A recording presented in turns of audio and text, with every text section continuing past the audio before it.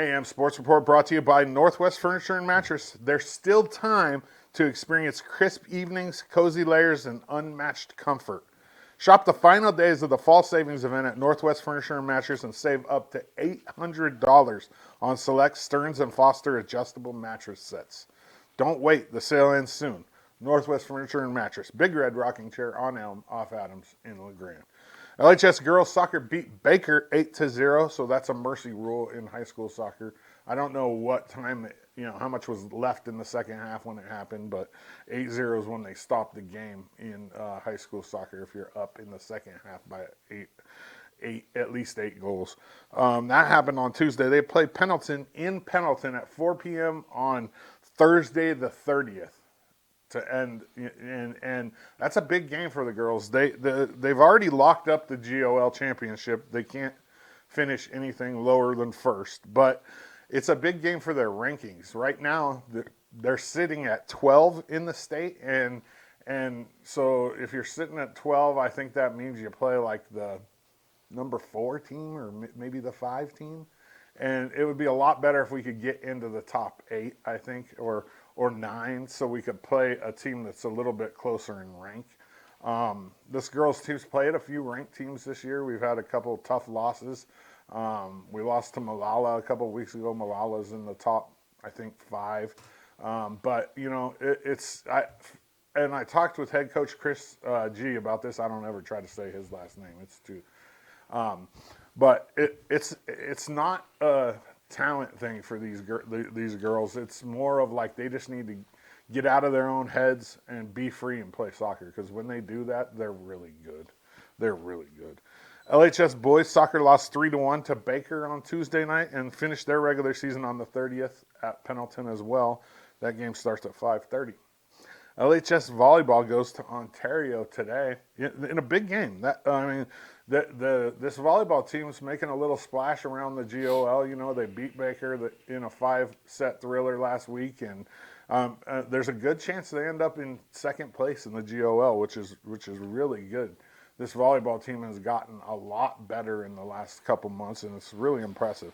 That game tips off at 6:30 Mountain Time in Ontario today. The number 1 EOU volleyball hosts OIT tomorrow night at 6, and then Southern on Saturday at 4. It's one of their, event weekends. I think one of the nights is a blackout, and the other night's I don't remember. They do a lot of weird stuff. But that atmosphere, if locally, you're not going to beat that atmosphere. Go up there to Quinn one of those nights and check it out if you haven't been. It's quite electrifying. The student section is loud. The place is packed, and EOU volleyball's very successful, and they're very good, and they're fun to watch. EOU men's and women's soccer are at home on Friday versus University of Providence. Women kick off at 4, men kick off at 6:30, and that's another one where they're starting to, as the more successful you get, especially at small colleges, the more people that come to your games. And both of these soccer teams are good. They've been good, they've been getting better every year, and the men's team is undefeated right now. We're 3/4 of the way through the season, and they haven't lost, and they're fun to watch. When I first started covering sports, I'm like, I'm not going to do nothing with soccer. That sport is boring. And now I find myself digging into the actual plays and the flow and how soccer works, and it's enjoyable. It's not as fast-paced. It is as fast-paced when it comes to the ball moving, but it's not as fast-paced as basketball or football when it comes to scoring, and that's where a lot of people lose their interest. But once you start learning about the game, it becomes more interesting, because you're not just thinking about, they haven't had a goal in 5 minutes. You learn the intricacies of soccer. EOU football hosts College of Idaho on Saturday. It's a night game. It's a 6 o'clock game. Those games are fun, and this is a huge game for the Mounties. They're 2-0. They lead the Frontier Conference, which if you would have asked me 2 months ago if the Mounties would be undefeated in the Frontier Conference and leading it at this point in the season, I would have said probably not. But they've figured it out. The defense has been playing spectacular.